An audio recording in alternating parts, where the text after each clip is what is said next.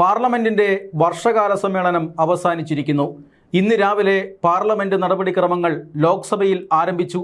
അതിനുശേഷം വന്ദേമാതരം ആലപിച്ചു. വന്ദേമാതരം ആലപിച്ചു കഴിഞ്ഞ ഉടൻ തന്നെ ലോക്സഭ അനിശ്ചിതകാലത്തേക്ക് പിരിയുന്നു എന്ന് സ്പീക്കർ അറിയിക്കുകയായിരുന്നു. അതായത് വളരെയേറെ പ്രതീക്ഷകളോടുകൂടിയാണ് ഈ വർഷകാല സമ്മേളനം ആരംഭിച്ചത്. രാജ്യത്തെ ജനങ്ങൾക്ക് ഇക്കാര്യത്തിൽ വലിയ പ്രതീക്ഷയുണ്ടായിരുന്നു. കാരണം വർഷകാല സമ്മേളനത്തിന് മുമ്പ് ഒട്ടനവധി മാറ്റങ്ങളാണ്, രാഷ്ട്രീയ മാറ്റങ്ങളാണ് ദേശീയ തലത്തിൽ നടന്നത്. നിർണായകമായ 5 സംസ്ഥാനങ്ങളിലേക്കുള്ള നിയമസഭാ തെരഞ്ഞെടുപ്പ് അതിനു മുമ്പ് നടന്നു. കേരളം, അസം, അതുപോലെ തന്നെ പശ്ചിമ ബംഗാൾ, തമിഴ്നാട്, ഇങ്ങനെയുള്ള പോണ്ടിച്ചേരി, ഇങ്ങനെയുള്ള എല്ലാ സംസ്ഥാനങ്ങളിലും നിയമസഭാ തെരഞ്ഞെടുപ്പ് നടന്നു.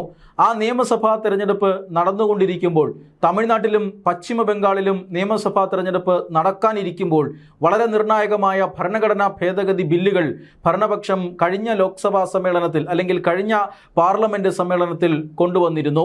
ആ വനിതാ സംവരണ ബില്ല്, അതോടൊപ്പം തന്നെ മണ്ഡല പുനർനിർണയ ബില്ല്, ഇതൊക്കെയായിരുന്നു അത്. എന്നാൽ ആ ബില്ലുകൾ പരാജയപ്പെട്ടു.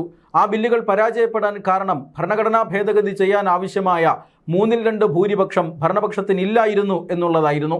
അന്ന് പ്രതിപക്ഷം ഒറ്റക്കെട്ടായി നിന്നുകൊണ്ട് തൃണമൂൽ കോൺഗ്രസും DMKയും കോൺഗ്രസും അതുപോലെ തന്നെ മറ്റ് ഘടകകക്ഷികൾ സമാജ്വാദി പാർട്ടിയും അങ്ങനെ RJDയും ഇങ്ങനെയുള്ള എല്ലാ ഘടകകക്ഷികളും ഒരുമിച്ച് നിന്ന് ശക്തമായി തന്നെ വനിതാ സംവരണ ബില്ലിനെയും അതുപോലെ തന്നെ മണ്ഡല പുനർനിർണയ ബില്ലിനെയും ഒക്കെ എതിർക്കുകയായിരുന്നു. അതുകൊണ്ട് ഈ ബില്ലുകൾ പാസാക്കാൻ കഴിയാതെ പോയതിൽ ഖേദം പ്രകടിപ്പിച്ചുകൊണ്ട് പ്രധാനമന്ത്രി നരേന്ദ്രമോദി മാപ്പ് പറയുന്ന സാഹചര്യം പോലും ഉണ്ടായി. പക്ഷേ ആ മാപ്പിന് വലിയ വിലയുണ്ടായിരുന്നു. പ്രതിപക്ഷത്തെ ഒന്നടങ്കം നശിപ്പിച്ചു കളഞ്ഞു ആ മാപ്പപേക്ഷ എന്ന് തന്നെ പറയാം.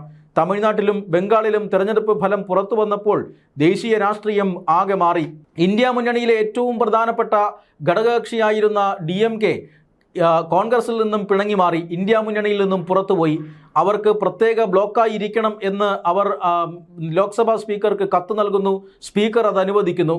അതായത് കോൺഗ്രസും അതോടൊപ്പം തന്നെ കമ്മ്യൂണിസ്റ്റ് പാർട്ടികളും മുസ്ലിം ലീഗുമെല്ലാം വിജയ് എന്ന പുതിയ രാഷ്ട്രീയ പാർട്ടിയുടെ അധ്യക്ഷൻ TVKയുടെ അധ്യക്ഷന് പിന്തുണ നൽകിക്കൊണ്ട് അവിടെ തമിഴ്നാട്ടിലെ ഇന്ത്യ മുന്നണിയിൽ നിന്നും പുറത്തുപോയി. അതുകൊണ്ട് തന്നെ ദേശീയ രാഷ്ട്രീയത്തിൽ ഇന്ത്യ മുന്നണിയിൽ തുടരേണ്ട കാര്യമില്ല എന്ന് DMK തീരുമാനിച്ചത് പ്രതിപക്ഷത്തിന് വലിയ തിരിച്ചടിയായി. തൃണമൂൽ കോൺഗ്രസ് പശ്ചിമ ബംഗാളിൽ പരാജയപ്പെട്ടു. 15 വർഷം നീണ്ടുനിന്ന ഭരണത്തിന് അന്തിമമായതോടുകൂടി പാർട്ടി അപ്പാടെ അവിടെ തകരുകയായിരുന്നു. 80 MLAമാർ ജയിച്ചു വന്നെങ്കിലും ഇതിൽ 20 എണ്ണം ഒഴികെ ബാക്കി എല്ലാവരും പാർട്ടി വിട്ടുപോയി. ഭൂരിപക്ഷം MP മാരും പാർട്ടി വിട്ടുപോയി. ഇവരെല്ലാം NDA പക്ഷത്ത് വന്നു എന്നുള്ളതാണ് ഏറ്റവും പ്രധാനപ്പെട്ട കാര്യം. മഹാരാഷ്ട്രയിലെ ഇന്ത്യ മുന്നണിയിൽ ഏറ്റവും പ്രധാനപ്പെട്ട ഘടകകക്ഷിയായ ശിവസേന ഉദ്ധവ് താക്കറെ വിഭാഗം, ആ വിഭാഗത്തിലെ 9 MP മാർ നേരെ NDA മുന്നണിയിലുള്ള ഷിൻഡെ വിഭാഗത്തിലേക്ക് ചേർന്നു.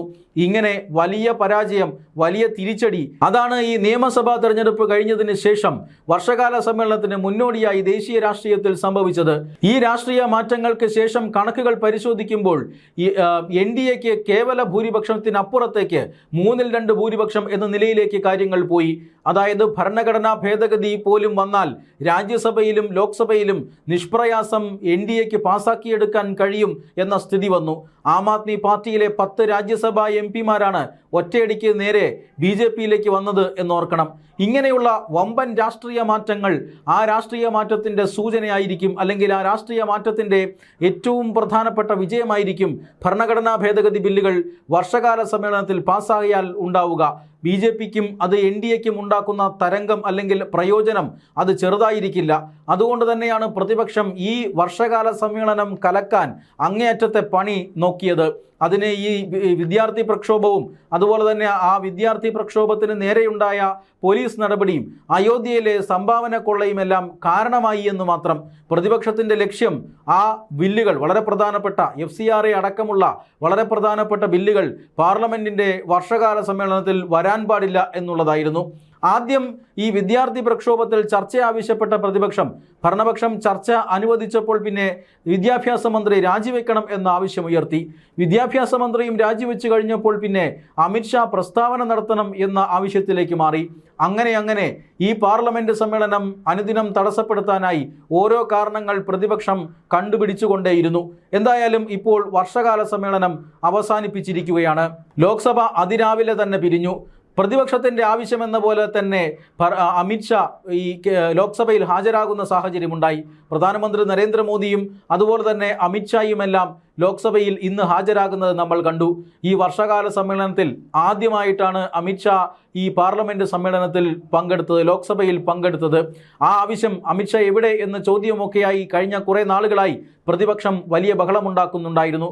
പക്ഷേ ആ ബഹളത്തിന് പാർലമെൻറ്റിൽ അല്ലെങ്കിൽ കൂടി മാധ്യമങ്ങളിലൂടെ അമിത്ഷാ മറുപടി പറഞ്ഞു. അതായത്, ഞാൻ പാർലമെൻറ്റിൽ വരാം, വർഷകാല സമ്മേളനം തുടങ്ങിയ അന്ന് മുതൽ ഇന്നുവരെ പാർലമെൻറ്റിൽ ഞാൻ കൃത്യസമയത്ത് എത്തുന്നുണ്ട്, പക്ഷേ സഭാ ഹാളിൽ പ്രവേശിക്കുന്നില്ല, ഞാൻ എൻ്റെ ചേംബറിൽ ഇരിക്കുന്നുണ്ട്. എന്തുകൊണ്ടാണ് സഭാ ഹാളിൽ പ്രവേശിക്കാത്തത്? അതിനവിടെ സഭ നടന്നിട്ട് വേണ്ടേ? സഭ നടത്താൻ പ്രതിപക്ഷം അനുവദിക്കുന്നില്ല. സഭയിൽ വലിയ ബഹളം നടക്കുകയാണ്. ഒന്നല്ലെങ്കിൽ രണ്ട്, ഒന്നല്ലെങ്കിൽ മറ്റൊന്ന്, ഇങ്ങനെയുള്ള കാരണങ്ങൾ പറഞ്ഞുകൊണ്ട് ഈ സഭ നിരന്തരം പ്രതിപക്ഷം തടസ്സപ്പെടുത്തിക്കൊണ്ടിരിക്കുന്നു. ബഹളം നിറഞ്ഞ സഭയിൽ പോയി എന്തെടുക്കാനാണ് എന്ന ചോദ്യമാണ് കഴിഞ്ഞ ദിവസം അമിത്ഷാ ചോദിച്ചത്. തീർച്ചയായും രാജ്യത്തെ പിടിച്ചുകുലുക്കിയ ഒരു ചോദ്യമായിരുന്നു അത്. പ്രതിപക്ഷം ഇങ്ങനെ സമരം ചെയ്തുകൊണ്ടേയിരുന്നാൽ, ബഹളം വെച്ചുകൊണ്ടേയിരുന്നാൽ താൻ അവിടെ പോയിട്ട് എന്ത് കാര്യമാണ്? സഭ നേരെ ചൊവ്വേ നടന്നു കഴിഞ്ഞാൽ അവിടെ പോകുന്ന കാര്യം പരിഗണിക്കാം. ഇതാണ് ഇന്നലെ പറഞ്ഞത്. മാത്രമല്ല, ഈ വിദ്യാർത്ഥി പ്രക്ഷോഭത്തിൻ്റെ കാര്യത്തിൽ, വിദ്യാർത്ഥികൾക്ക് നേരെ വെടിയുതിർത്ത കാര്യത്തിൽ ഇതിലെല്ലാം ചർച്ചയാകാം. ഇന്ന് വൈകുന്നേരം 3 മണി മുതൽ, അതായത് ഇന്ന് വൈകുന്നേരം 2 മണിക്ക് മുമ്പ് നിങ്ങൾ സ്പീക്കർക്ക് കത്ത് നൽകൂ. 3 മണി മുതൽ ചർച്ച ആരംഭിക്കാം. നാളെ വൈകുന്നേരം 3 മണി വരെ 24 മണിക്കൂറും ഞാൻ സഭയിൽ ഇരിക്കാം. എല്ലാ കാര്യങ്ങളും ചർച്ച ചെയ്യാം. സർക്കാരിന് ഈ കാര്യത്തിൽ ഒളിക്കാൻ ഒന്നുമില്ല. അതുകൊണ്ട് തന്നെ ഈ ചർച്ചയ്ക്ക് സർക്കാർ തയ്യാറാണ് എന്ന് അറിയിക്കുകയായിരുന്നു. സത്യത്തിൽ അമിത്ഷാ ഇത് പ്രതിപക്ഷവുമായി നടത്തിയ ചർച്ചകൾക്ക് ശേഷമാണ് മാധ്യമങ്ങൾക്ക് മുന്നിൽ പറഞ്ഞത്. ഭരണപക്ഷവും പ്രതിപക്ഷവും സ്പീക്കറുടെ സാന്നിധ്യത്തിൽ ഈ പാർലമെന്റ് സമ്മേളനം മുന്നോട്ട് കൊണ്ടുപോകുന്നതിനെക്കുറിച്ച് ചില ചർച്ചകൾ നടന്നു എന്നാണ് അറിയാൻ സാധിക്കുന്നത്. ആ ചർച്ചകളിൽ പാർലമെന്റ് സമ്മേളന ദിവസങ്ങൾ വർദ്ധിപ്പിക്കാം എന്നാണ് ഭരണപക്ഷം പറഞ്ഞത്. പക്ഷേ ചർച്ച നടക്കട്ടെ, എന്നാൽ പ്രതിപക്ഷം ആ ചർച്ചയുടെ ആവശ്യമില്ല, അമിത്ഷാ സ്റ്റേറ്റ്മെന്റ് മാത്രം നടത്തിയാൽ മതി എന്ന നിലപാടിൽ ഉറച്ചു നിൽക്കുകയായിരുന്നു. എന്നാൽ അതിന് ഭരണപക്ഷം തയ്യാറായിരുന്നില്ല. അതോടുകൂടിയാണ് ഇന്ന് രാവിലെ വന്ദേമാതരം ആലപിച്ചുകൊണ്ട് ലോക്സഭയുടെ നടപടിക്രമങ്ങൾ അവസാനിപ്പിച്ച് സഭ തൽക്കാലത്തേക്ക് പിരിഞ്ഞത്. എന്നാൽ രാജ്യസഭയിൽ ചില ബില്ലുകളുമായി ബന്ധപ്പെട്ട നടപടിക്രമങ്ങൾ പൂർത്തിയാകാനുണ്ടായിരുന്നു. അതും കൂടി പൂർത്തിയാക്കി ഇപ്പോൾ രാജ്യസഭയും അനിശ്ചിതകാലത്തേക്ക് പിരിഞ്ഞിരിക്കുകയാണ്. ഒരു രാജ്യത്തിൻ്റെ ഒരു വലിയ പ്രതീക്ഷയായിരുന്നു ഈ വർഷകാല സമ്മേളനം. അതായത് ഈ വനിതാ സംവരണ ബില്ലും മണ്ഡല പുനർനിർണയ ബില്ലുമെല്ലാം വീണ്ടും ഒരിക്കൽ കൂടി വരുമെന്നും ആ ബില്ലുകൾ പാസ്സാകുമെന്നും രാജ്യം ആഗ്രഹിച്ചു പോയി.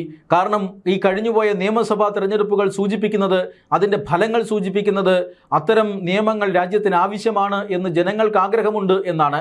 അതിനെ എതിർത്ത DMKയും അതുപോലെ തന്നെ തൃണമൂൽ കോൺഗ്രസും എല്ലാം ഇന്ന് ജനങ്ങളുടെ ശിക്ഷ ഏറ്റുവാങ്ങി തകർന്ന് തരിപ്പണമായി കിടക്കുകയാണ്. അതുകൊണ്ട് തന്നെ അത് ജനങ്ങളുടെ ആവശ്യമായ നിയമ ഭേദഗതികളായിരുന്നു, നിയമനിർമ്മാണമായിരുന്നു. പക്ഷേ ആ നിയമനിർമ്മാണം തടസ്സപ്പെട്ടു. ആ നിയമനിർമ്മാണം നടന്നിരുന്നുവെങ്കിൽ ഇന്ത്യ മുന്നണിക്ക് അല്ലെങ്കിൽ പ്രതിപക്ഷത്തിന് അതൊരു വലിയ തിരിച്ചടിയായി മാറുമായിരുന്നു. ആ തിരിച്ചടി ഭയന്നിട്ടാണോ ഇത്രയധികം ദിവസങ്ങൾ നീണ്ടുനിന്ന വർഷകാല സമ്മേളനത്തിൻ്റെ എല്ലാ ദിവസവും ബഹളമുണ്ടാക്കി ഈ വർഷകാല സമ്മേളനം പരാജയപ്പെടുത്തിയത് എന്ന ചോദ്യമാണ് ഇപ്പോൾ ഉയരുന്നത്. അങ്ങനെയാണ് എങ്കിൽ ഉത്തരവാദിത്വമുള്ള പ്രതിപക്ഷമാണോ ഇപ്പോൾ ഇന്ത്യയിലുള്ളത്? പാർലമെന്റ് ചർച്ചയുടെ വേദിയാകണം. പാർലമെന്റ് നിരന്തരം തടസ്സപ്പെടുത്തുന്നത് ഏത് സമരത്തിൻ്റെ പേരിലായാലും അത് അംഗീകരിക്കാൻ കഴിയില്ല. ഇന്ത്യൻ ജനാധിപത്യത്തിൻ്റെ ഒരു കറുത്ത അധ്യായമായി ഇപ്പോൾ ഈ കഴിഞ്ഞുപോയ വർഷകാല പാർലമെന്റ് സമ്മേളനം മാറുകയാണ്.